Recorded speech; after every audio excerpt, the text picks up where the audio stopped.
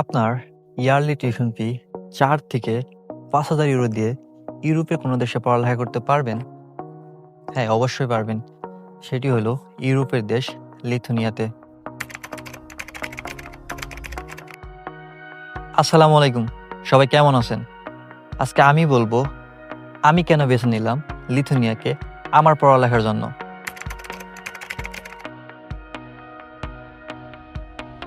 প্রথমেই বলি লিথুনিয়া কোথায় অবস্থিত, কারণ এই বিষয়টা অনেকে জানে না।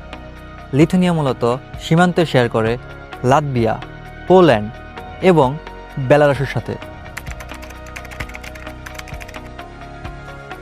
লিথুনিয়াতে পড়ালেখা হয় দুই সিস্টেমে, ইউনিভার্সিটি এবং কলেজ, অ্যাজ লাইক বাংলাদেশের ন্যাশনাল এবং পাবলিক ইউনিভার্সিটি। তবে সবথেকে বড় কথা হলো ইউনিভার্সিটি এবং কলেজের টিউশন ফি প্রায় সিমিলার। আমি কেন লিথুনিয়াকে চুজ করছিলাম? এর পিছনে মূলত দুটি কারণ। প্রথমত, অ্যাফোর্ডেবল লিভিং কস্ট, অ্যান্ড দ্বিতীয়ত সবথেকে ইম্পর্টেন্ট, লো টিউশন ফি। আমি যদি লিথুনিয়ান টিউশন ফি কম্পেয়ার করি ফিনল্যান্ড অথবা ডেনমার্কের সাথে, তাহলে দেখতে পারবো যে লিথুনিয়ান টিউশন ফিটা অনেকটা কম, অ্যান্ড দ্যাটস ওয়াই আমি লিথুনিয়াকে চুজ করছিলাম।